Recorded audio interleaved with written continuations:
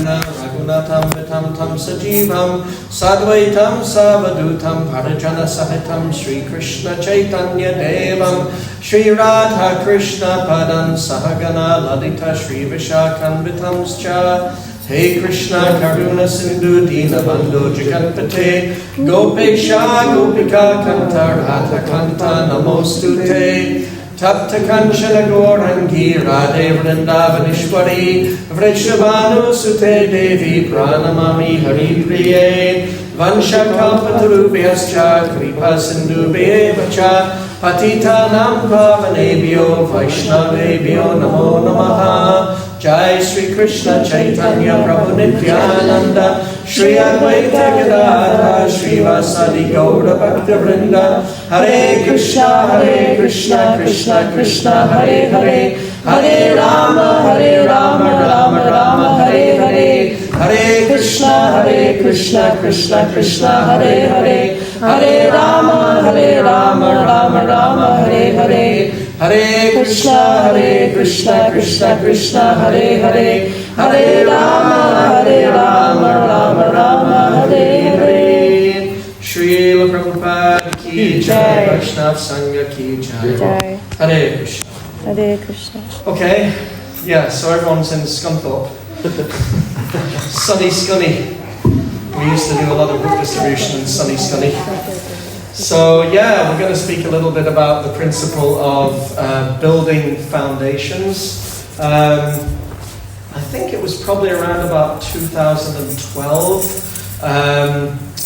I went with some friends to Vrindavan for Kartik, which is, for those that don't know, is this very special time of the year, usually around about October, November.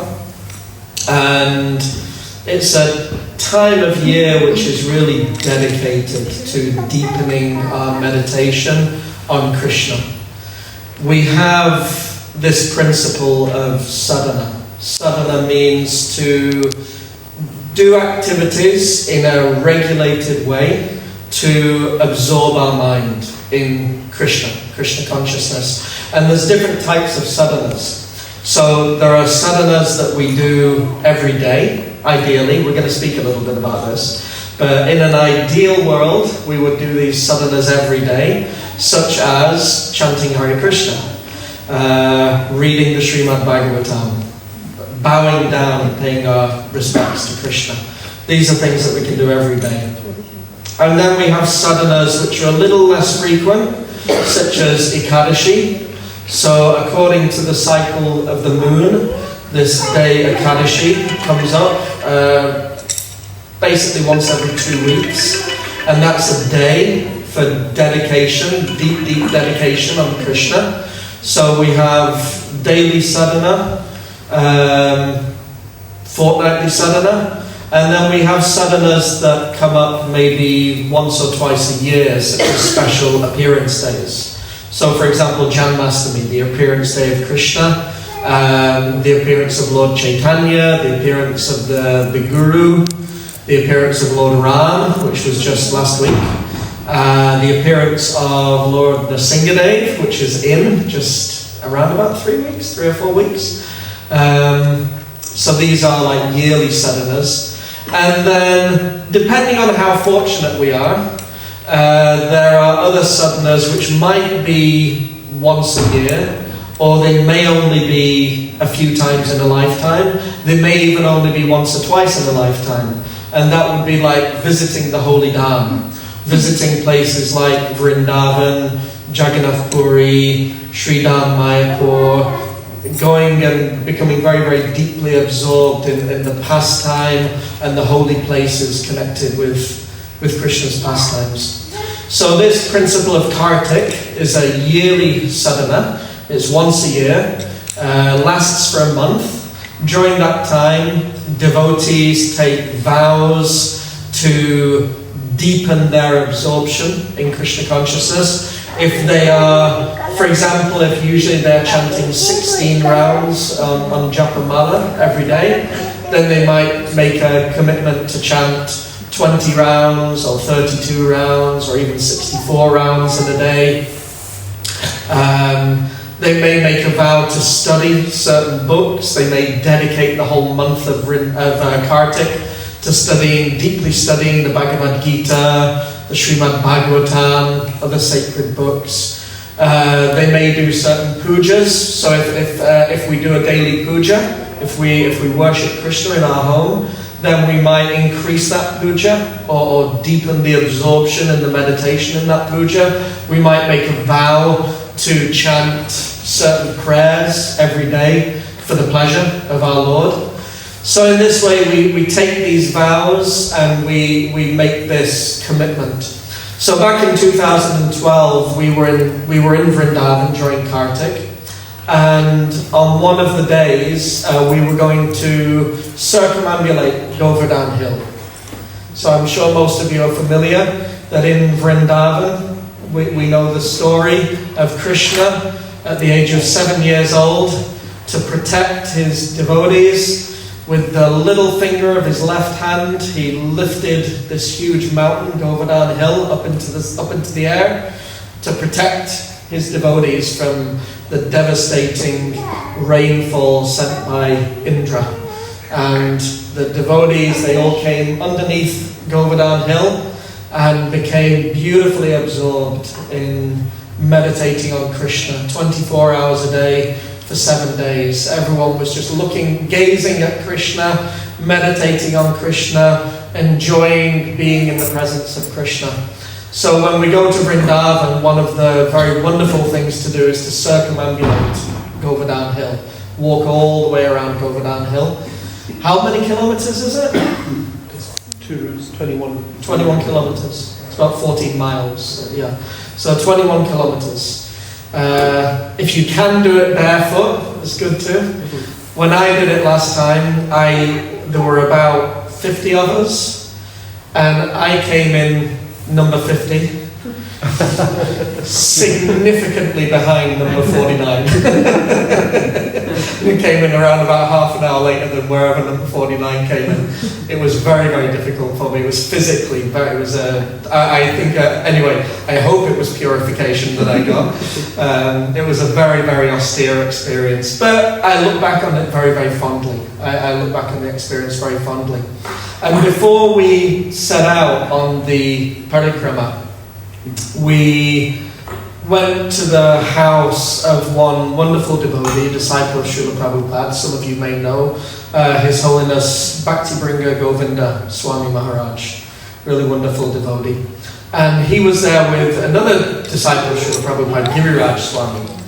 And they were speaking to us about the principle of sankalpa. So this principle of sankalpa. Sankalpa means to set an intention. That before we do anything in our bhakti, before we do anything in our devotional activities, we establish what is the intention. Why am I doing what I'm doing? What is the meditation that I'm establishing? And it's a very, very powerful practice, and it's something that we can establish at every single step of our journey in Krishna consciousness. It's not something that we only do on special occasions, like circumambulating Govardhan Hill.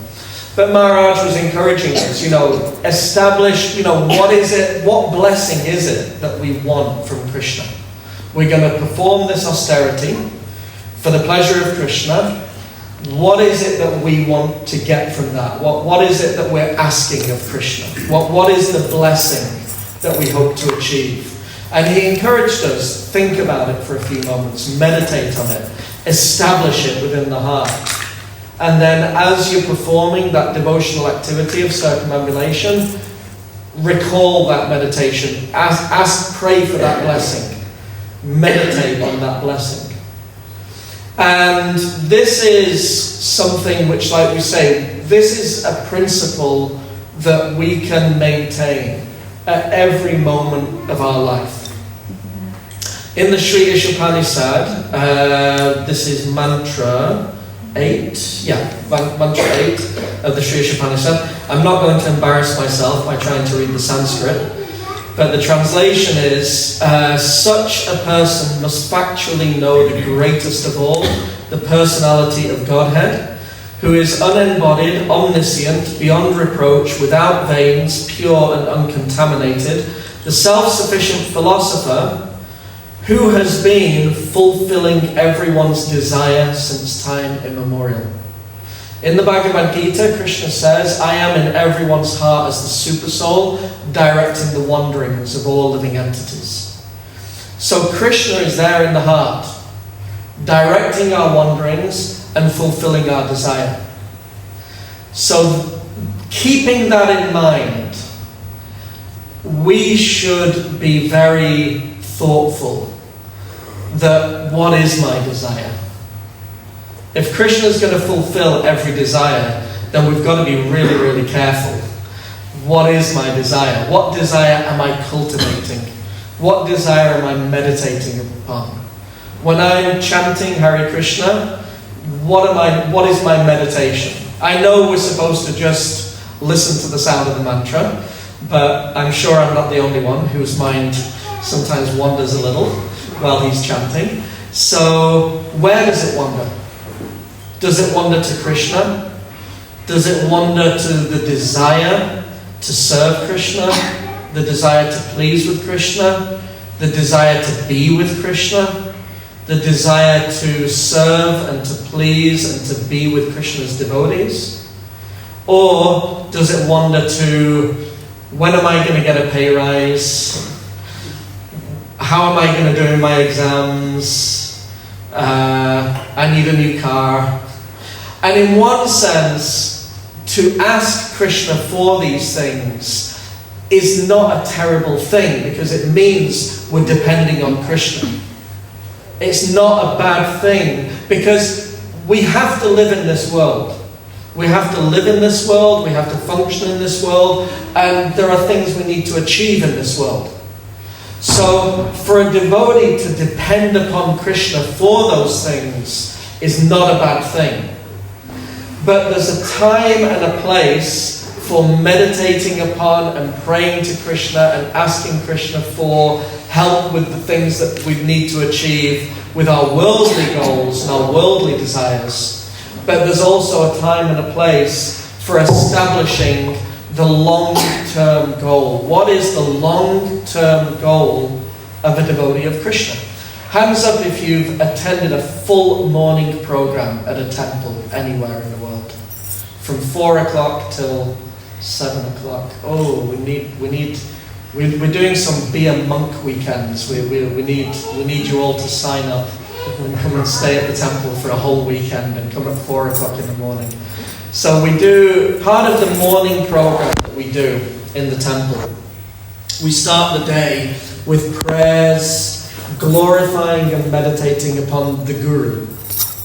And then we have Hare Krishna Kirtan.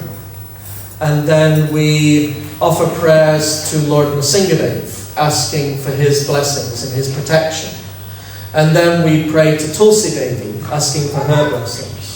And then we chant Hare Krishna on our beads. But before we do that, who can tell me what comes in between prayers to Tulsi Devi and Hare Krishna, Hare Krishna? What comes in between those two? It's a little ritual that we do every day. Anyone know? Yes, 10 offences against the holy name. We recite the 10 offences against the holy name. We won't recite them all right now. But after we chant the 10 offences, after we recite them, there's this little extra sankalpa. We establish a little sankalpa every morning. It's a while since I've done it actually, so I'm trying to remember it word for word. One must carefully at all times guard against these 10 offences in order to quickly achieve the desired success, which is... Krishna Prema. Louder. Krishna Prema. Louder. Krishna Prema. Krishna Prema. Krishna Prema. So what is the desired success of chanting Hare Krishna? What is the desired success of practicing Bhakti Yoga, studying the Bhagavad Gita, coming and paying respects and obeisances in kirtan for the pleasure of Gauranitai, having prasadam, being together every week. This is also a sadhana, by the way, the Sunday program. Sunday program is a weekly sadhana. It's a good example of a weekly sadhana. So what is the desired success of doing all these activities? Krishna prema. To awaken within our heart pure love for Krishna. Nitya Siddha Krishna Prema Satya Kabunoi Shravanadi Shutatichi Karyodai. Pure love for Krishna is eternally present in the heart of everyone. Everyone has within their heart, lying in a dormant state, love for Krishna. And by the process of hearing and chanting and glorifying Krishna, then that process awakens that love for Krishna. And so chanting Hare Krishna, the desired effect of chanting Hare Krishna, the desired success is Krishna Prema. And so this principle of Sankalpa, it can be compared to, like Raghunath was saying, building a really good, strong, healthy foundation. That, well, not only the principle of Sankalpa, but the activities themselves as well. In the process of bhakti, we are constantly building upon our own foundations. Every morning, every week, every fortnight, every night, almost at every moment there is an opportunity to build upon and to strengthen the foundations that our Krishna consciousness is resting upon. So what is the foundation of our day? The foundation of our day is the morning. It's the beginning of the day. Whatever goes on first thing in the morning, the day stands upon that foundation. So therefore, whether we're a monk, or whether we're working, or whether we're a student, or whether we're retired, whatever we're doing during the day, but the common foundation, the common foundational principle of everyone's day is to build that day upon the principle of establishing a relationship with Krishna. Calling out for Krishna, praying to Krishna, meditating upon Krishna, remembering Krishna. Shravanam, Kirtanam, Vishnu, Smaranam, Padasevanam, Archanam, Vandanam, Dasyam, Sakyam, Atmanivedanam. Hearing about Krishna, chanting about Krishna, remembering Krishna, worshipping the lotus feet of Krishna, offering prayers to Krishna, worshipping the deity of Krishna. These are all the different processes, the activities of bhakti. And if we begin our day with that foundation, then that foundation will then, it carries an effect through the whole day. It carries an echo throughout the whole day. Very often the question comes up, how can I remember Krishna when I'm working? How can I remember Krishna when I'm studying? Should I even remember Krishna when I'm working or when I'm studying? But it's like when Arjuna's fighting in the Battle of Kurukshetra. He's not, okay, it's time to chant my round. It's like put down the Gandiva bow, pick up the beads, Hare Krishna, Hare Krishna. But he establishes, Krishna, I'm doing this for you. He establishes the foundation that this battle that I'm about to fight is my service for Krishna because it's what Krishna wants. Hopefully, that's not going to be what Krishna wants of us, but Krishna wants something of us. He wants us to act in a certain way according to our varna, according to our ashram, according to our dharma, according to our nature. Krishna wants us to live in a certain way in this world. But let's establish the foundation that whatever I need to do in life, however I have to live in life, let that be an offering to Krishna. And so in the beginning of our day, part of that foundation can be to actually pray to Krishna. Krishna, please let this day be a dedication to you. And please, like he says in the Bhagavad Gita, I'm directing the wanderings of all living entities. Please direct me. As I go about my work, as I go about my studies, as I go about my duties during the day, please direct me in such a way that my duties become an offering to you.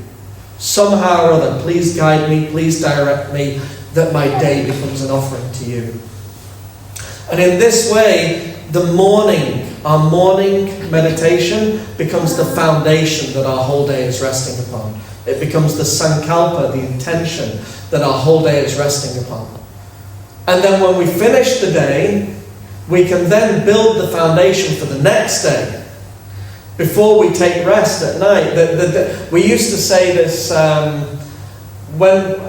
it's a long time since I've been out on book distribution, but for many years, every single day for about 10 years, I was doing book distribution all around the UK.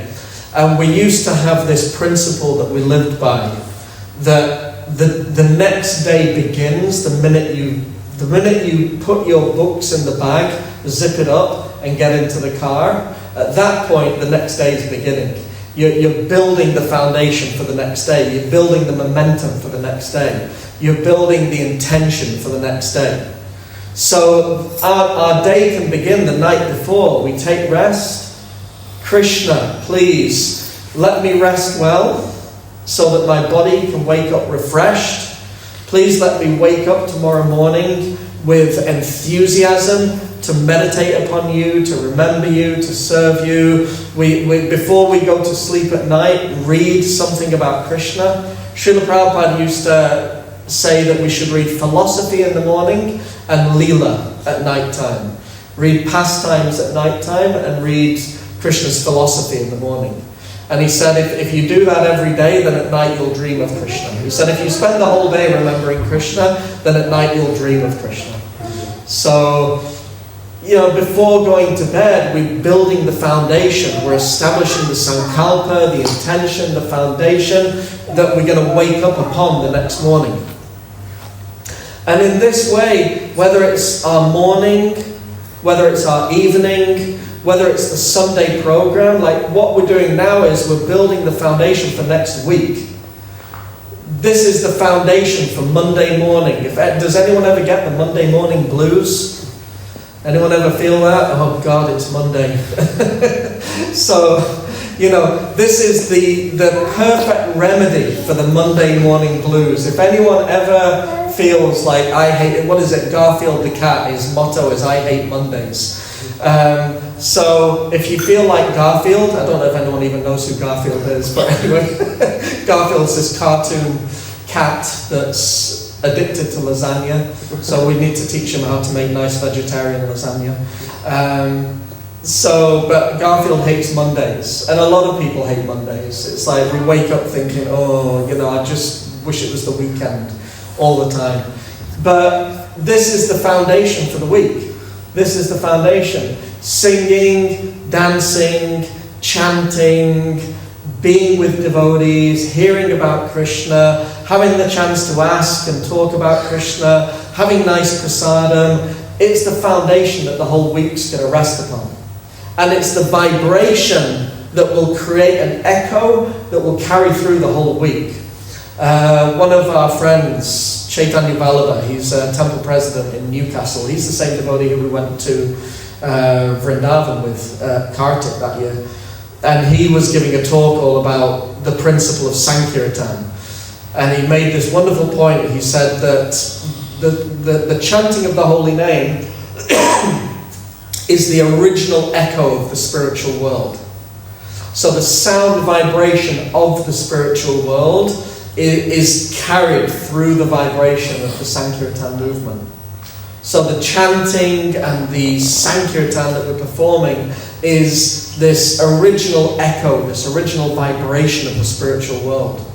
So in the same way, us coming together and having a really good, positive, enthusiastic, dynamic Sunday program, that's the that vibration, that transcendental sound vibration will then carry through the whole week.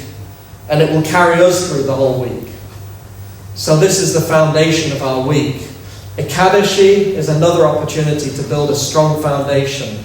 Special holy days, appearance days, festival days, Kartik. These are all opportunities to strengthen our foundations, build fresh foundations, and even the principles of bhakti. So, there are 9 stages of bhakti, 9 stages that we go through in our journey. Like we said, the goal is Krishna Prema. The goal is pure love for Krishna. It doesn't happen overnight. One of the devotees of Lord Chaitanya, Rupa Goswami, he describes how do we get from being completely new to Krishna consciousness to awakening pure love for God. We go through certain steps, through certain stages.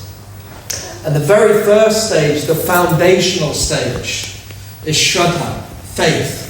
To have some faith in God, some faith in Krishna, some faith in the process of bhakti. If you come here regularly, you've got Shraddha. But how do we strengthen that foundation? How do we make that foundation even stronger? That comes through sadhu sangha, through associating with devotees. The more we associate with devotees, the more we hear from devotees, the more we ask questions of devotees, the more we have kirtan with devotees, then the stronger our faith gets, and the stronger the foundation that our bhakti is resting upon gets. So the foundation of our bhakti is Shraddha. And then the activities that strengthen that foundation are sadhu sangha and engaging in the processes of bhakti. So in this way, at every moment, every day, we have the opportunity to build and strengthen these foundations. And the more that is done in a very intentional, conscious, purposeful way, the more effective it will be. Krishna, when Krishna, speaking about Govardhan Hill, Govardhan Puja, when after Krishna, he went and begged food from the wives of the Brahmins. If anyone knows that story, the wives of the Brahmins, they fed Krishna, and then right after that, Krishna was with his friends, the cowherd boys, and they came across the cowherd men, and they were preparing, they were preparing the Indra Yajna. They were preparing the sacrifice to Lord Indra. And so Krishna approached his father, Nanda Maharaj, and he said, why are you doing this? What's going on? What's happening? Why are you doing it? And Nanda Maharaj was thinking, Krishna's just a little boy. He won't understand. So he was kind of avoiding the subject. And Krishna said, Father, for one who is liberal, they have no secrets. And he said, an activity done in knowledge and understanding actually carries a greater effect than the same activity done without knowledge. So, we chant Hare Krishna. It's always effective. It's always effective, it's always powerful, it's always purifying, it's always beneficial.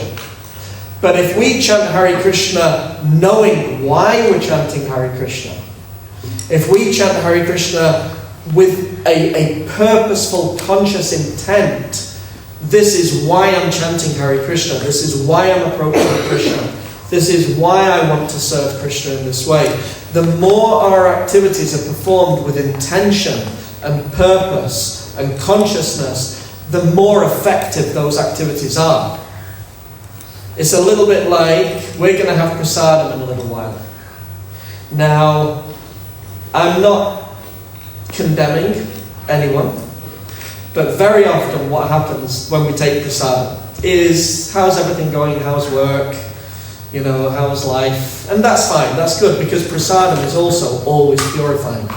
Always purifying. Prasadam is always good. But, who knows, hand up if you know the prayer that we sing before taking prasadam, if you're familiar with it. Anyone? A few of you? Mahaprasada Govinde Nama Brahmani Vaishnave. What's the last 2 lines of the prayer? Radha Krishna Gunagau Pramadiko Chaitanya Nitai. What does it mean? Now let us take this prasadam to our full satisfaction, glorify their lordships, Radha and Krishna, and in love call for the help of Lord Chaitanya and Lord Nityananda. How often do we do that when we take prasadam? How often do we take prasadam, glorify, talk about Radha and Krishna while we're taking prasadam, and meditate on getting the blessings of Lord Chaitanya and Lord Nityananda? If that intention is there, then eating prasadam becomes even more effective. It becomes even more purifying, becomes even more powerful. So the more our activities are built upon these foundations, these sankalpas of intention and purpose and consciousness, the more effective those activities will be.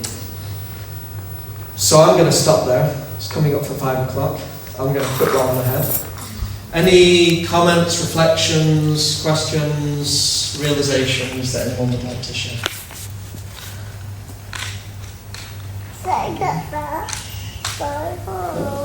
Oh, Ramananda. Thank you very much for joining the meeting.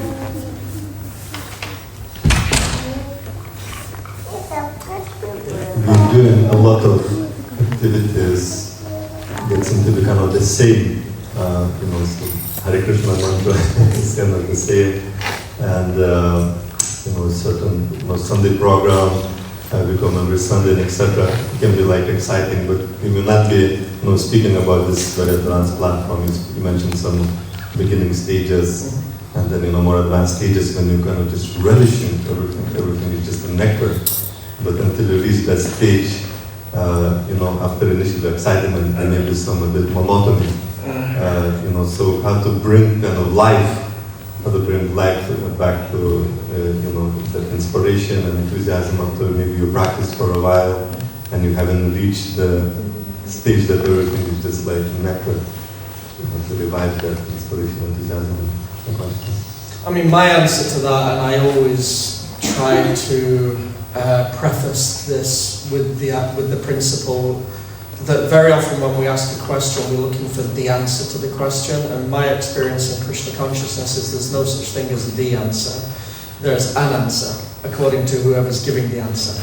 I'll give an answer. You ask Satchitanaya Prabhu the same question, he'll give a different answer. He'll probably give a much better answer. But my answer is that the more we do things with attentiveness, and the more we, the more hearing we do. Who was I? I was listening to I was reading somewhere how Srila Prabhupada, he actually commented that there was a crisis in the Krishna consciousness movement during his presence. He described it as a crisis. And the crisis was, the devotees are not reading my books. He actually felt it was a crisis. Because if we're actually regularly reading, hearing, listening to classes, discussing, then we understand why we're doing what we're doing. And when we know why we're doing what we're doing, then it becomes more relishable. See, to really relish activities in Krishna consciousness means doing them with attentiveness, really doing them with consciousness and attentiveness. But where does that attentiveness comes from? It comes from knowing why we're doing the activity. It comes from, it's like if I said, okay, if you chant 16 rounds with complete and utter attention, then at the end of it, you will receive £100,000. The chances are the quality of your japa would shoot up, and every few seconds you'd be bringing the mind back. I need to really concentrate, very intent. It has to be attentive. Why? Because we have a certain intention established that if I chant attentively, this is what will happen. Well, we're actually, there's the story of Sanatana Goswami and the touchstone. How one man had learned that Sanatana Goswami has this magical touchstone, and that Sanatana Goswami has the most valuable thing in the world. He heard that this great saint Sanatana Goswami has the most valuable thing in the world, and so he took a pilgrimage to Vrindavan. He found Sanatana Goswami. He said, I hear that you have the most valuable thing in the world, please give it to me. And Sanatana Goswami said, yeah, it's over there in that pile of rubbish, over there, there's a touchstone. And everything you touch will turn to gold. And the person was like, wow, this is amazing. So then he's walking, it's really funny, we've got one devotee up in Scotland who does all these dramas, and he's like, oh look, a golden gatepost, just what I always wanted. A golden door, just what I always wanted. It's like just turning everything to gold.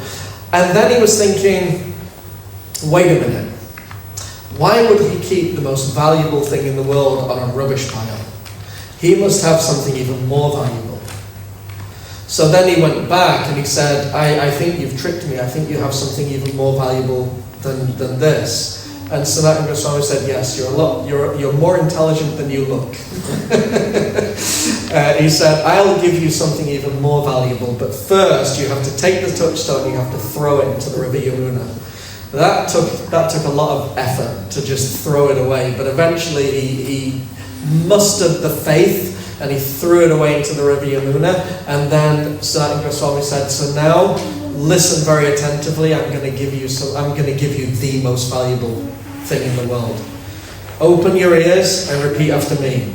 Hare Krishna, Hare Krishna, Hare Krishna, Hare Krishna, Krishna Krishna, Krishna Krishna, Hare Hare, Hare Hare, Hare Rama, Hare Rama, Hare Rama, Hare Rama, Rama Rama, Rama Rama, Hare Hare. Hare And he Hare. gave him the holy name of Krishna and explained this is actually the most valuable thing in the world. And the more we read the Srimad Bhagavatam, the more we read the Bhagavad Gita, the more we read Krishna book, the more we listen to classes, wisdom of the sages, whatever it is, the more we just fill our ears and mind and intelligence and heart up with Krishna Katha, the more we'll actually realize why we're chanting Hare Krishna, and therefore we'll chant with attentiveness. And so, how to remove the monotony is knowing why we're doing what we're doing, and knowing why we're doing what we're doing comes from hearing and associating with devotees. Is that okay? That's an answer.